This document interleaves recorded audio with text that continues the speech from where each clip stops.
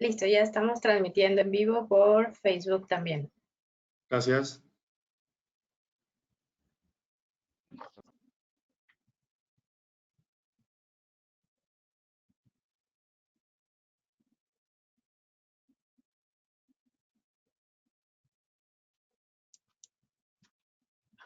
Okay, good.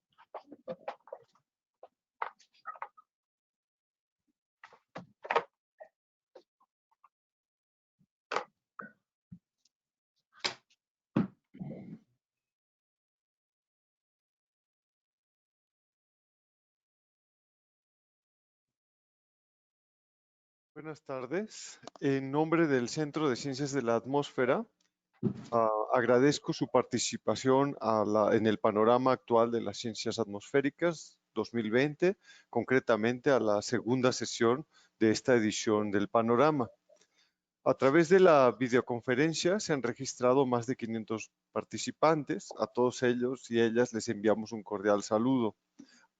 Simultáneamente, el evento va a estar siendo grabado de manera que posteriormente estará disponible a través del Facebook y de YouTube. En cuanto a las preguntas, las personas asistentes pueden ir haciendo preguntas en el chat dirigidas al anfitrión. Las preguntas serán gestionadas sobre la marcha en función de los tiempos y se responderán hasta el final. A continuación, el doctor Luis Ladino, quien es investigador del Centro de Ciencias de la Atmósfera, nos presentará la semblanza de la conferencista invitada, que es la doctora Josephine de la Universidad Stony Brook de Nueva York, en Estados Unidos. Adelante, Luis. Muchas gracias, Carles. Muy buenas tardes ya a todos los asistentes. Muchas gracias por estar con nosotros el día de hoy, disfrutando de este ciclo de conferencias que realiza el Centro de Ciencias de la Atmósfera para toda la comunidad científica y la comunidad no científica. Entonces tengo el agrado de presentar a nuestro segundo panelista de este panorama 2020, quien es la doctora Josephine de la Universidad de Stony Brook. Ella actualmente trabaja como full professor en el School of Marine and Atmospheric Sciences y ella obtuvo su doctorado en 1975 de la University of Southern California. La doctora Josephine es experta en diferentes áreas y pues quiero simplemente resaltar algunas de ellas, que son la biogeoquímica microbiana, la ecología botánica marina, biosensores, la dinámica microbiana en la interfase océano-atmósfera. Esta última línea de investigación en la que ella trabaja es muy importante para tratar de entender la transferencia de microorganismos como partículas de aerosol desde el océano a la atmósfera a través de la microcapa superficial del océano. La doctora Josephine tiene una gran trayectoria como investigadora y sus trabajos publicados han tenido una gran acogida por la comunidad científica, con más de 3.200 citas al día de hoy, según Scopus. Sus trabajos han logrado llegar a ser publicados en revistas de alto prestigio como la revista Nature, Nature Geosciences, Geoquímica Cosmoquímica Acta, Geobiology, Analítica Química Acta, entre otras muchos más. La invitación de la doctora Josephine se da dado que en el Centro de Ciencias de la Atmósfera tenemos diferentes grupos de investigación que trabajan con microbiología, que trabajan con el océano, con el aerosol atmosférico y con la microfísica de nubes. Y la doctora Josephine tiene la capacidad y la habilidad de combinar todas estas diferentes áreas para tratar de hacer estudios de gran impacto. Así que el trabajo que ella realiza yo creo que puede ser de gran motivación para realizar alianzas internas dentro del CCA o internas dentro de México, tomándola a ella como ejemplo. Entonces, bueno, a la doctora Josephine la conozco desde hace aproximadamente 4 o 5 años. Estuvimos trabajando a través del proyecto NetCare en Canadá, a través del cual logramos publicar un par de artículos y actualmente estamos tratando de colaborar a través de mi estudiante de doctorado, María Fernanda Córdoba, quien Josephine está tratando de darnos diferentes consejos y diferentes puntos de colaboración. Entonces, sin más, voy a cambiar de idioma. I would like to thank you, Josephine, for accepting this kind of invitation. It's a real honor for us that you are with us today. So I am going to now switch and I will give you the control and then you can start projecting your presentation. So go ahead, please. Thank you. Okay. All right, well, thank you very much for Luis for the invitation. I apologize for speaking in English. I will try to speak slowly enough that I don't lose some of you. So today what I am going to do is talk about the connection, the kind of studies that we and others have been doing to look at how the ocean and aerosols from the ocean influence the atmosphere. And as you can see from this picture, there are a lot of clouds. Probably at any given time, 50% of the sky has cloud cover. And of course, since the oceans cover 71% of the planet, it's reasonable to assume that there would be a connection between the two. So why are we interested in this? Well, because although there are many anthropogenic and natural influences on aerosols in the atmosphere, the marine ecosystems being one of them, actually provides a very large source of uncertainty in future climate projections. So what we're talking about here, as you can see from this image, are what are called sea spray aerosols. In other words, the spray that you feel when you're walking on the beach, and it's more than just salt. There, as we'll see, a whole variety of organic material associated with the sea salt. And the primary connection that I'll also be talking about, referenced here where it says microlayer, is that very thin layer at the surface of the ocean, which is sometimes called a slick, or it's visible as a slick, where you have materials from the water accumulating and concentrating before they are aerosolized into the atmosphere. So in the upper waters, the eutrophic zone of the oceans, are a whole variety of microorganisms as well as larger organisms, plankton, bacteria, viruses, zooplankton, and all of these organisms, as part of their normal activities, produce metabolites. And those metabolites are released from cells into the surrounding water, and they make up the dissolved organic material that we talk about, that's measured as either dissolved organic carbon or particulate organic carbon. And these metabolites are brought from depth up to that sea surface microlayer where they're concentrated. And you can see in the image to the right that as bubbles come up through the water column, as winds go over the surface of the water, the sea spray is aerosolized into the marine boundary layer above. So there are a variety of things, including there are a variety of things that will affect the properties of this sea spray aerosol because they impact the organisms that are living in the surface waters. So ocean acidification, warming, increased illumination, changes in currents, stratification, all these things affect the community of organisms living in surface waters, affect their growth rates, and affect their metabolic activities.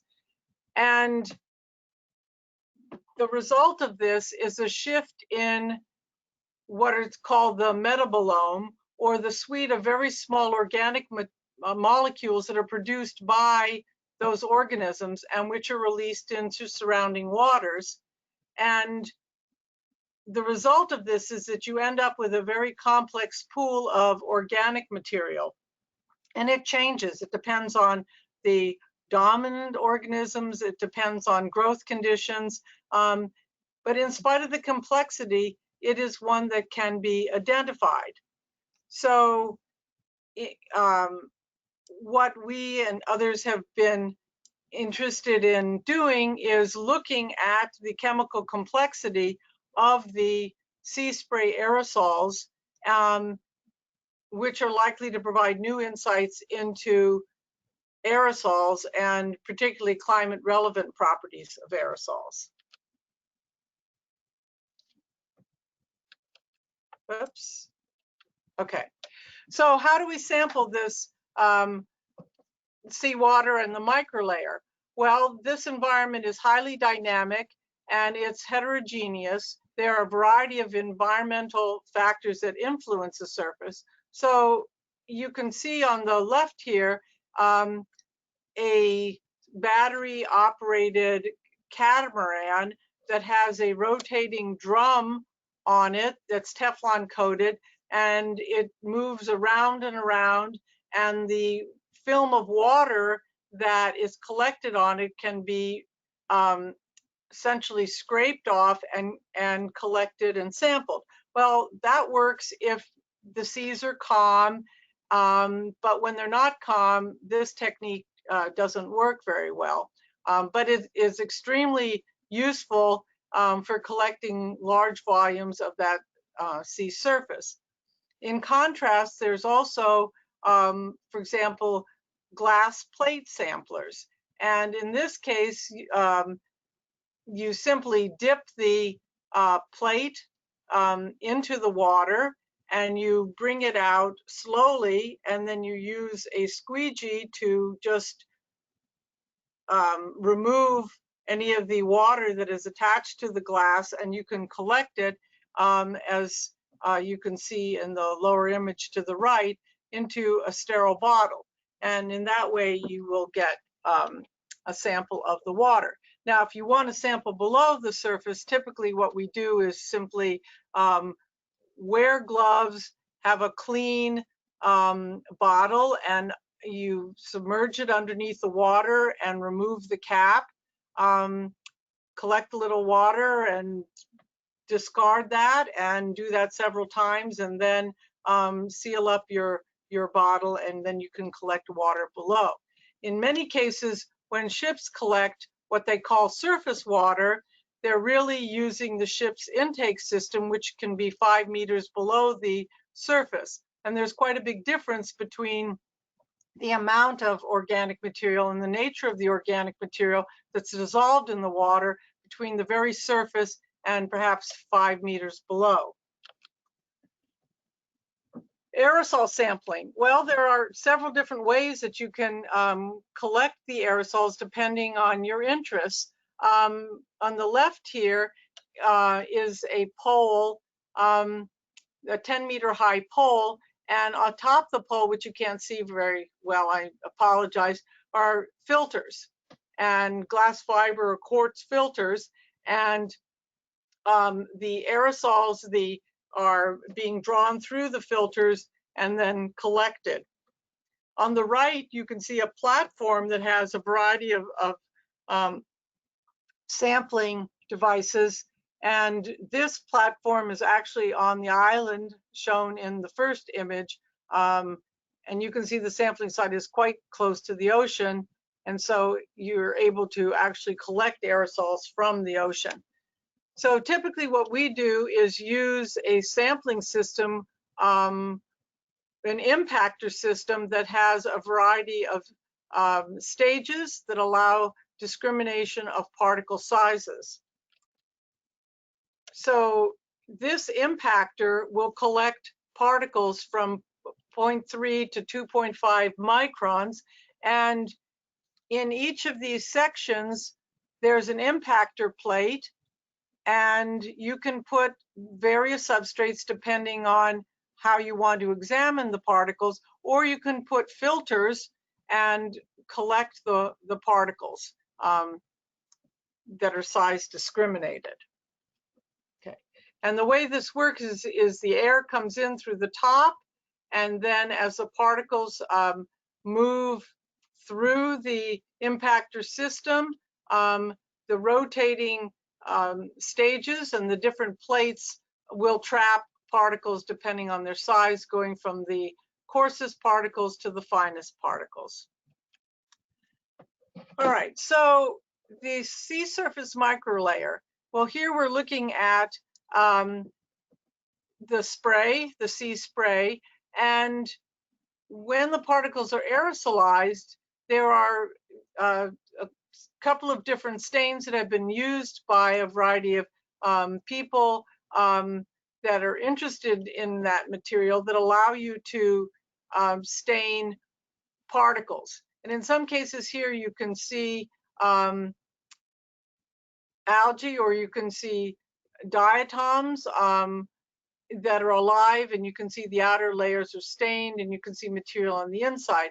In other cases, you just see these organic films, and the stains allow you to actually, you can quantify, in addition to just qualitatively looking at the material, particles and material that are polysaccharidic in nature, and those are the transparent exopolymer particles that are referred to as TEP, or you can use a different dye, Kumasi Brilliant Blue, and you can stain proteinaceous particles, which are referred to as CSP.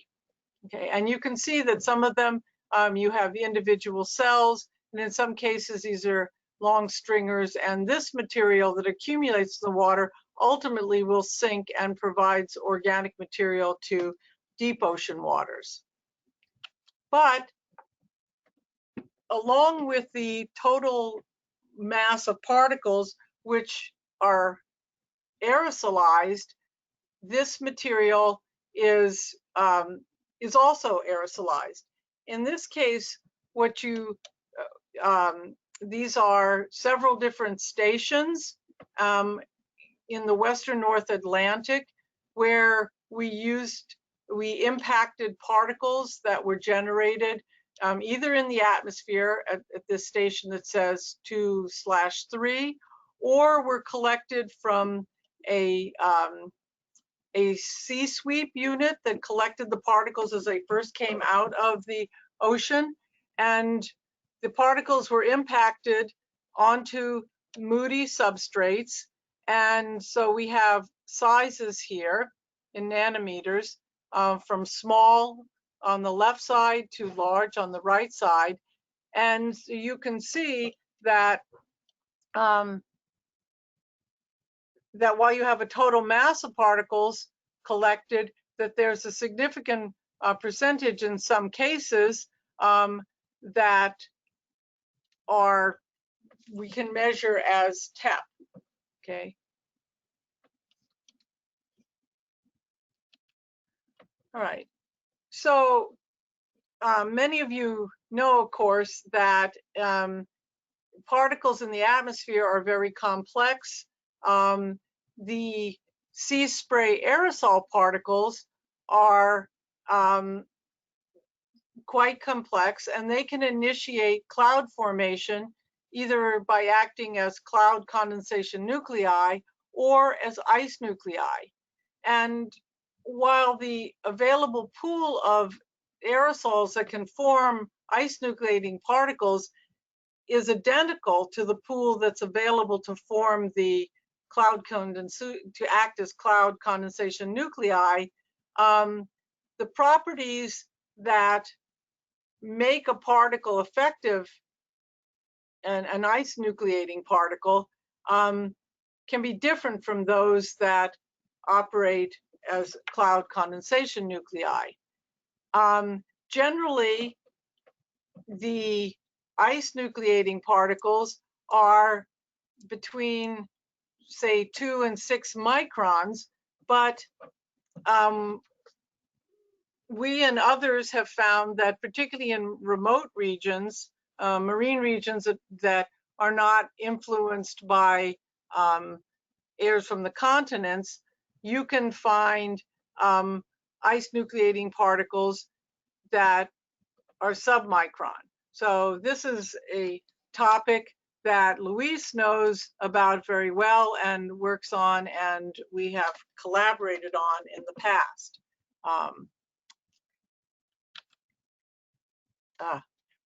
Sorry, I have to go back here. All right, so if you look at this sea spray aerosol, what you can see is that there's an inorganic core that looks cubic in many cases, and that's your salt crystal. And you can also see in this case that there are organic material associated with the core.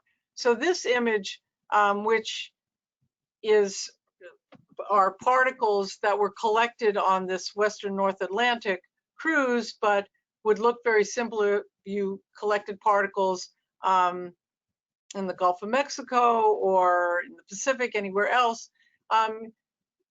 You can use soft X-ray scanning electron microscopy to get images like this. And you can see that most of these particles are 1 micron. Larger and smaller, you would also see the similarity in having an inorganic core surrounded by organic compounds. In this case, that microliter water, we collected a sample of that by simply putting a very clean substrate that we could image down onto the surface of the microlayer, holding it with a tweezer, and then turned it upside down, let it dry. And again, you can see that there are areas that are dominated by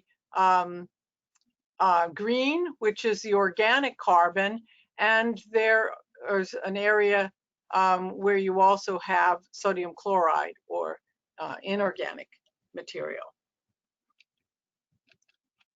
Okay, so in this case, and this is some work that we did as part of a study that was published in Nature in 2015, we used chemical imaging with Stixum and near-edge X-ray absorption fine structure spectroscopy, NEFX, to look at material that was collected from 2 areas in the Arctic Ocean. These are microlayer samples, and we compared it with exudates from the cells of a marine diatom, Thalassiocyra pseudonana, which is ubiquitous throughout the world's oceans. In this case, on the right-hand upper panels are the X-ray images of the 2 samples, and the green boxes and the blue box in B show where the spectra were actually acquired. And the spectra, the energy scans that allow you to look at the carbon bonding of the organic material show very similar peaks in compounds, carbon-to-carbon bonding, carbonyl groups, hydroxyl groups, carboxyl groups, and carbonate functional groups between the 2 microlayer samples and the exudates collected from the diatoms. So this is one piece of evidence that shows that this material in the microlayers that you can sample comes from material released by diatoms. Now, one more thing I might add here is that in many cases, maybe up to 50% of the organic material, the metabolic material that's produced by cyanobacteria, by diatoms, when they're photosynthesizing, is not actually used by the cells, it's just released into the water. So that's what you have in this material here. Okay, so one of the things that, and this is a diagram from a paper by Pedro Verdugo in 2012, and actually he published this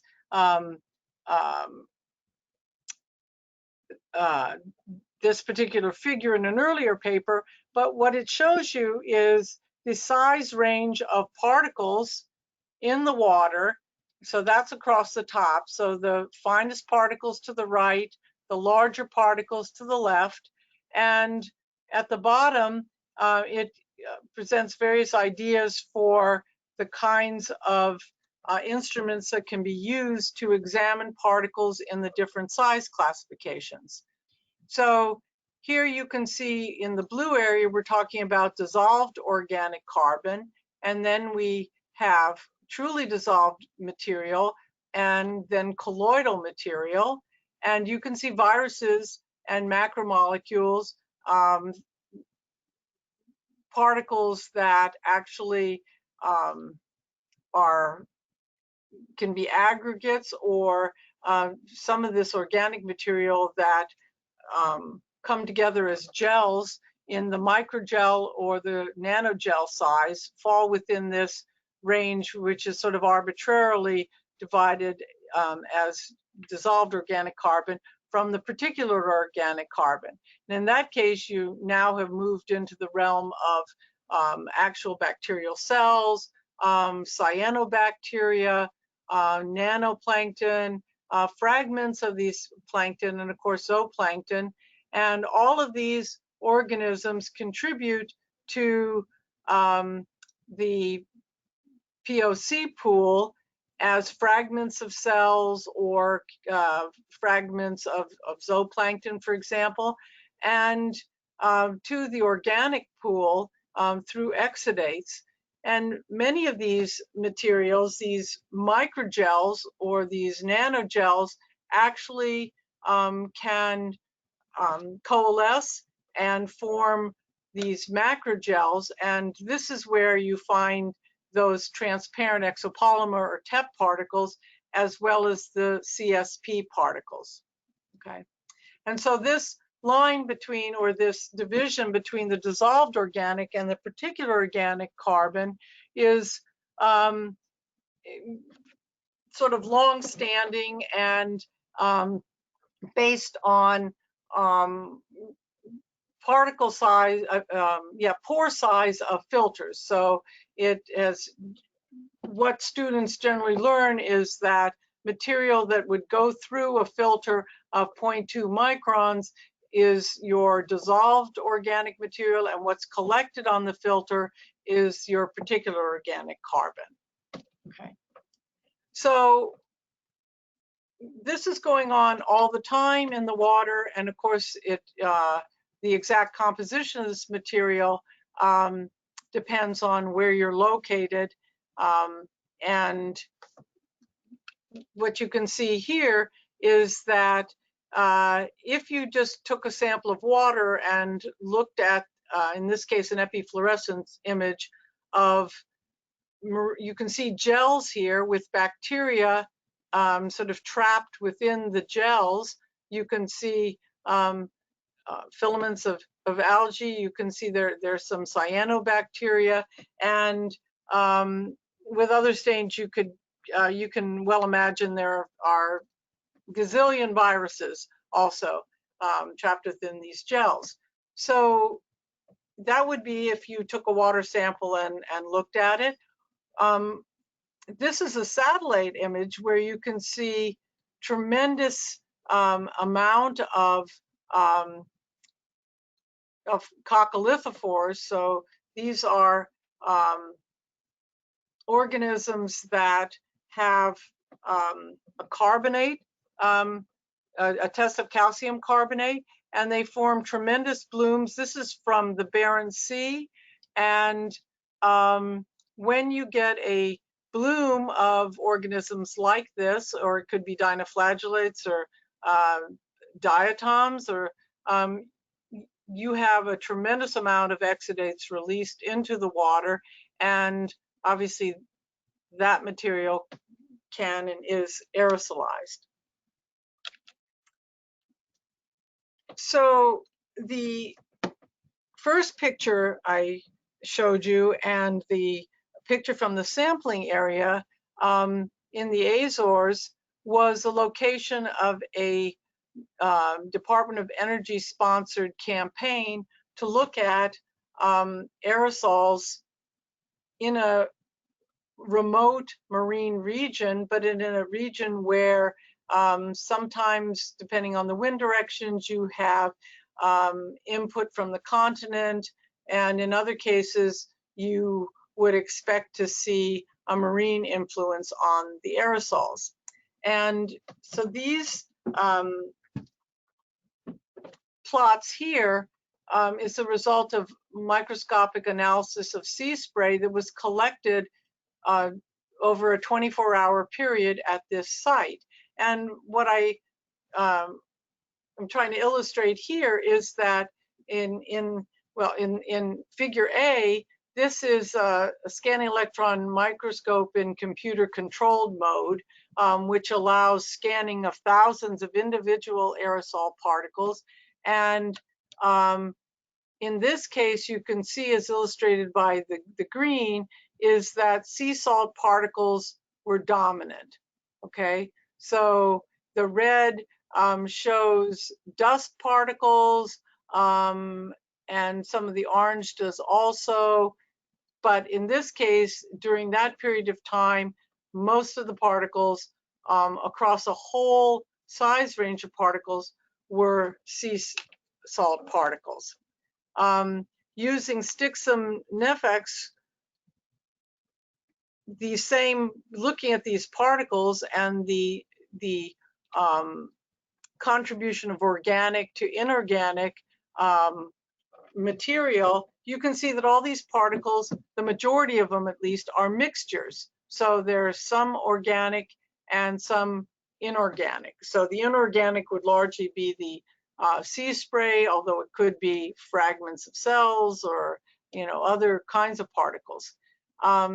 Using the same material and calculating the organic volume fraction compared to the volume that's contributed by inorganic compounds, it confirms that all the particles are a mixture of the of organic as well as some inorganic. The Nefex spectra to the right, which again is averaged over hundreds of particles in this case, of individual particles, shows that the carbon chemical bonding within the particles, which is very similar to what I showed previously from the SML material, are characteristic of organic material, the same as what we see in the SML. So aerosols, so how can you characterize both the dissolved organic material and the aerosol composition in order to confirm that there is a link, or to see if there really is a link between the aerosols, between the sea spray aerosols and the kind of particles that you see in the atmosphere? And one of the reasons, or the big reason that many atmospheric scientists are interested in knowing about the nature of these particles is because that influences how they evolve during aging in the atmosphere. And the properties that include the organic inorganic ratios and the nature of the organic material influence their optical and their cloud forming properties. So what we've been concentrating on is, and what I want to share a little bit with you, is concentrating on the marine influence on these particles as they're first emitted. And we are using metabolomics analysis of the organic material to help potentially identify molecules in the sea spray aerosol that you can relate to the aerosols collected as, and whether they relate to characteristics of the dissolved organic material in the seawater. So metabolomics is a comprehensive analysis and characterization of all the small molecules that are present within a system. And using this technique, you can follow physiological changes in the microorganisms through the identification of specific compounds in the metabolites that are produced and then released into the seawater. So to do this, one uses mass spectrometry. That's the primary analytical tool to explore the metabolome. And it is very sensitive and versatile for looking at both targeted and untargeted for both those kinds of analysis. So targeted metabolomics refers to detecting and quantifying or a pre-selected metabolite. And so if you were interested in looking at exudates from a particular cyanobacterium, Synechococcus, for example, or something, you could target a compound and just look for that compound within your water sample or your aerosol sample.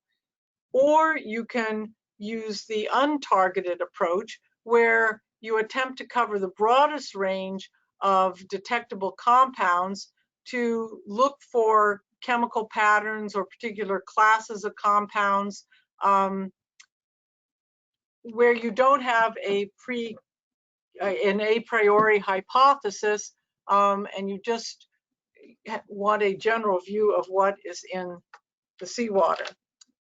So for a pilot study, what we did is we collected sea surface microlayer and sea spray aerosols on the south shore along the Atlantic Ocean at the eastern end of Long Island.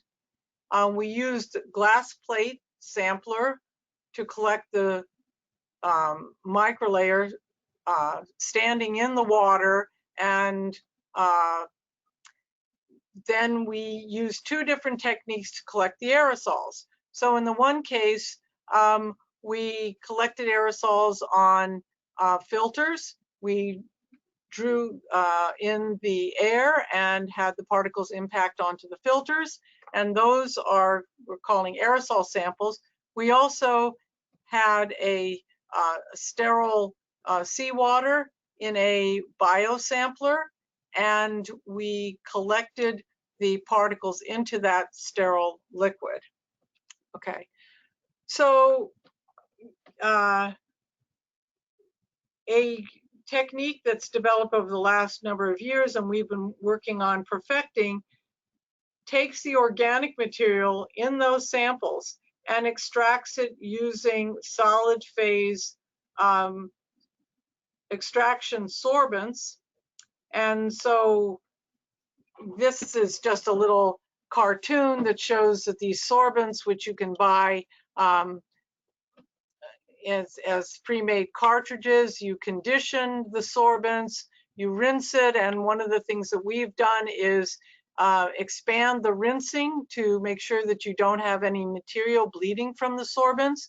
You introduce your sample, which is typically hundreds to several liters of seawater, depending on the concentration of dissolved organic material. And then the organic compounds adhere to the sorbent, and you then use methanol to extract them from the sorbent, and then you reduce them by evaporating off the methanol. And if you're really lucky and there's a lot of organic material, you can actually see that concentrated in the a very small volume of the methanol. That material then can be explored. We've been collaborating with colleagues at the Environmental Molecular Science Laboratory at the DOE, the Department of Energy Pacific Northwest Laboratory in Washington. And this would be your sample, and there's a tiny volume, or maybe it's dry, of the methanol with your dissolved organic carbon that's vaporized and examined by several different kinds of mass spectrometry systems. Okay, so in the case of our sample that we took, where we have seawater, the aerosol, which was collected on the filters, and the liquid samples. So here we have the 4 seawater samples, and we had 3 independent samples from the biosampler, and then the pole samples. What we find in just looking at the compounds that we were able to extract is that there were over 69% commonality between the dissolved organic material in the seawater and the aerosols collected, regardless of the sampling technique. So here, this heat diagram here has relative abundance. So the darker the red means the more abundant the compounds. And in some cases, the difference in color is due to limit in the amount of organic materials present and the ability of the mass spectrometry systems to actually detect it. So in this Van Krevelen diagram above, you can see that there are different classes of organic compounds that are present, and many of these are similar to the spectra that we've detected with the Stixum and the Nefex. So that was a proof of concept. We have some additional samples where we sampled for longer, and perhaps we'll get better signals that are at the laboratory, but because of the pandemic and various issues, they've been sitting, waiting to be analyzed. So we're hoping to be able to do that soon. But anyway, this is some images of our research group. I think a couple of years ago, Daniel Knopf, who is interested in the behavior of particles in the atmosphere, their ability to form ice nuclei, and with whom I collaborate, talked in your symposium a couple of years ago. In the lower left-hand side is an image of the instrument at the Berkeley Livermore National Lab, where we do the Stixum analysis. In the center are a couple of pictures of seawater tanks in the laboratory, where we can simulate wave breaking and produce aerosols, so we can collect, so we can look at how individual groups of microorganisms behave. And so we've done that in in several studies. So I think with that, I'm thank you very much for inviting me. I'm happy to answer any questions, and if you have questions subsequently, you can contact me. I provided my email here. So thank you very much. I'm sorry I couldn't be there in Mexico with you. Thank you very much, Josephine, for this great and fantastic presentation. Yeah, we know that you were excited to come down to Mexico, and we even tried last year. We couldn't make it, and this year you were able to come down, and now the COVID showed up, and now your trip was simply destroyed. But thank you for being with us at least via video conference. So right now it's time to go to the questions. Pueden hacer las preguntas en español si se sienten más cómodos, y yo intentaré traducirlas. So please feel free to go to the chat or to the questions panel and write your question, and then I will try to answer those questions. So let me check here if we have any question. So there is one question here. This question is coming from Maria Fernanda Cordova, and she's asking, a good presentation. You have done ice nucleating experiments with these metabolomics. Have I done what? Have you done ice nucleation experiments with metabolomics? So what we have done is we have done ice nucleation experiments with exudates from individual organisms and from the concentrated organic material.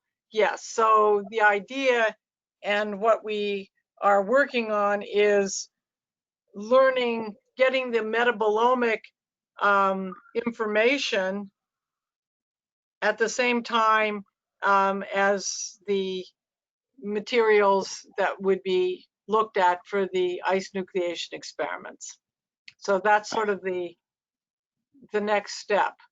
I see. Okay, thank you very much. So we have another question. This question is coming from Diana Pereira.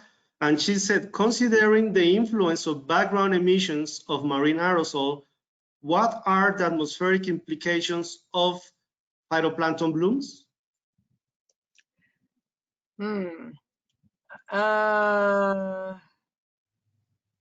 I think, yeah, you probably could answer this better than I could, Luis.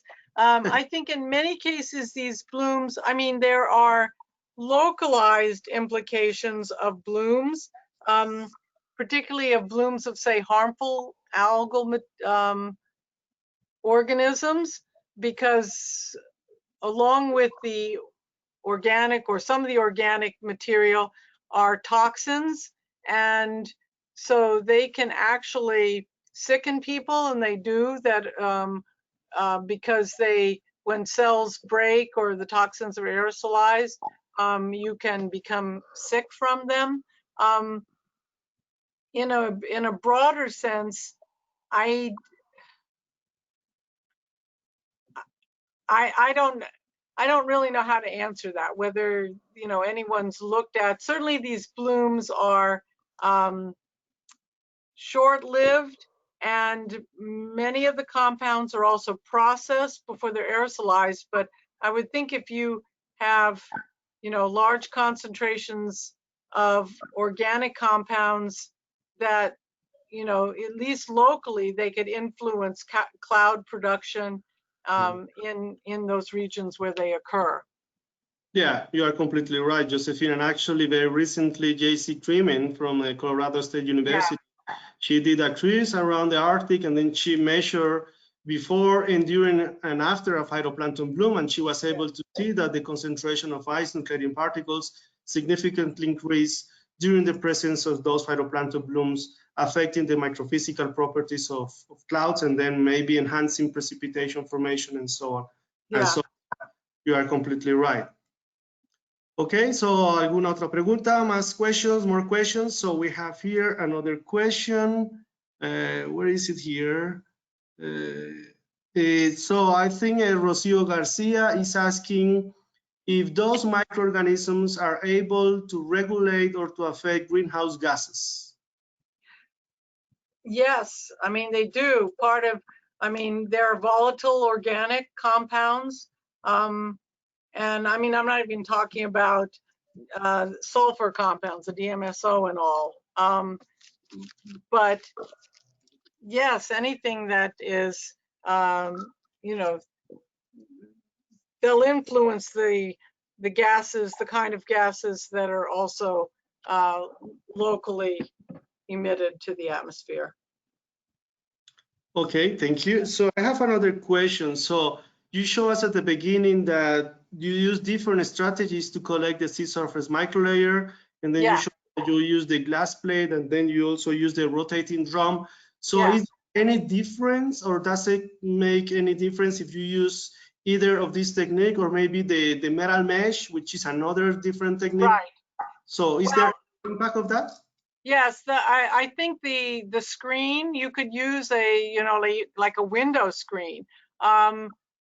I think there are a couple of papers, I'm trying to think the reference now, but there are papers where people have looked at the difference, and you collect more, either a thinner or thicker microlayer, depending on the techniques. And the great advantage if you have a rotating drum or can use something like that is you more easily get a large volume of that microlayer. It's very tedious to collect material with dipping and stripping off the adhering water. So to get the same volume, you're talking about, you know, half an hour versus maybe 2 hours. I see. So, okay. Yeah, but you know, most of those are expensive. People have made sort of homemade versions of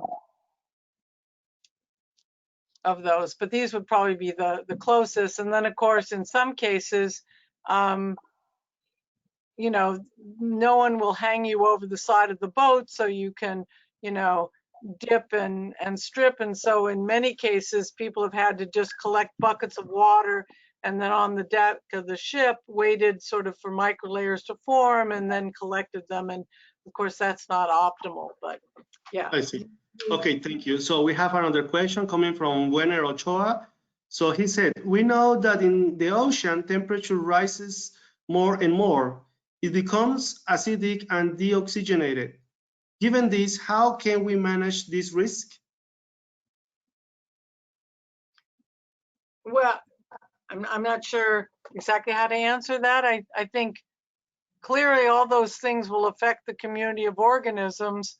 And, you know, my point being that however you affect the organisms, you know, if they are stressed, then that will affect the molecules, the metabolites that they produce.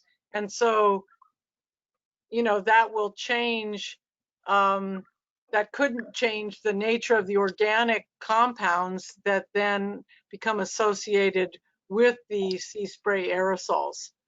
So that's certainly, yeah, knowing that. And some organisms are able to adapt. You don't see much difference, but people have stressed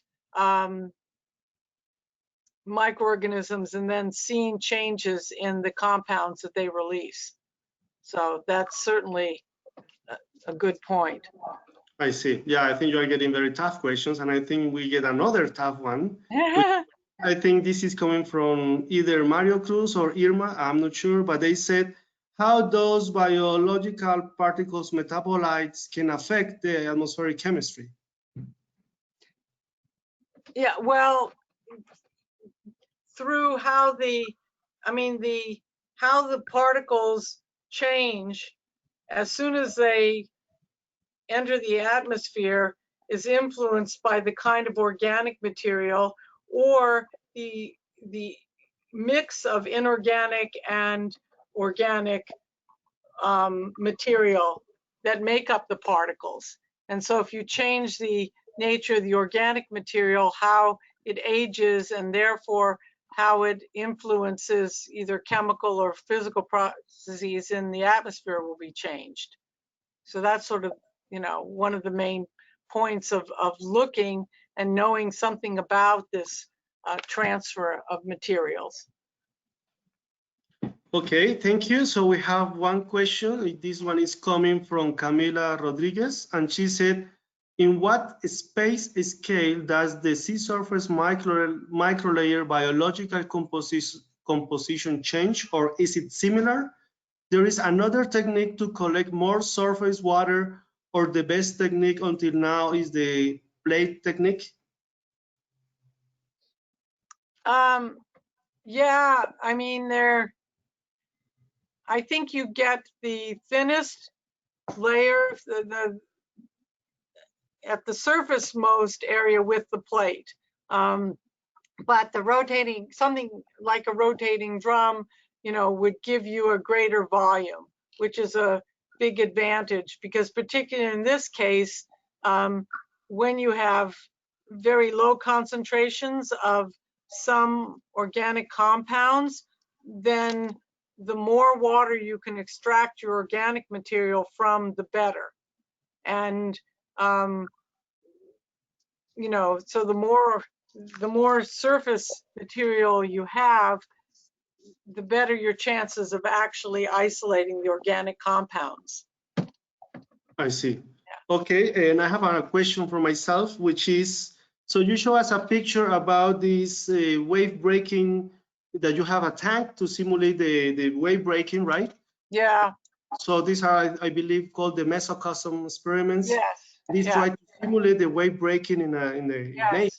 So how close do they really reproduce the particle size and the composition of the sea spray? Well, I'll go along with Kim Prather and her group, because I mean, everybody finds that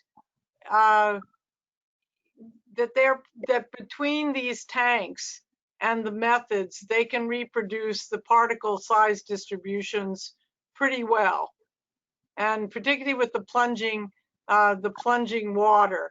And we've done experiments. We've used Fritz, we've used bubbling apparatus, but it depends on your purposes. So one of the things which I didn't show here is that if you want to collect aerosols from a tank, you have to, I've put glass plates over, just over the tank where you just have bubbles generating the aerosols, and then basically just wiped the glass plates off. So it kind of depends on your purposes. In some cases, you're interested in the particle sizes. In other cases, you just want a way to generate aerosols.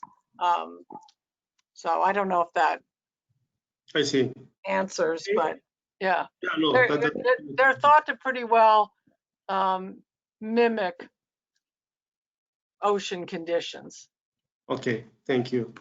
So, tenemos espacio para una última pregunta. Is there any other question? So, yeah, I think we got the last one here. It's from Jesus Roberto Andrade.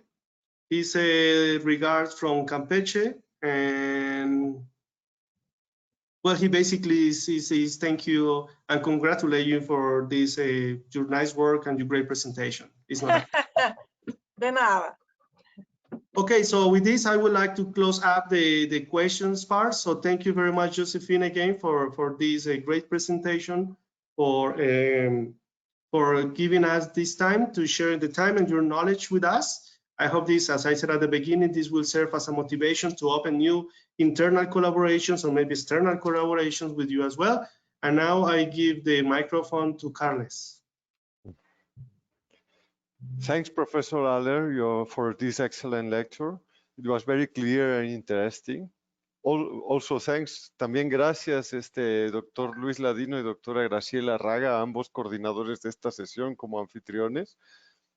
Y muchas gracias a todas las personas que han seguido esta segunda sesión del panorama actual de las ciencias atmosféricas 2020, Realmente les invitamos a que continúen siguiendo en el evento, siguiéndolo también el día de mañana por el mismo medio que lo hayan seguido, que puede ser a través del GoToWebinar o por las redes sociales a la misma hora. Muchas gracias. Hasta luego. Buenas tardes. Buenas tardes.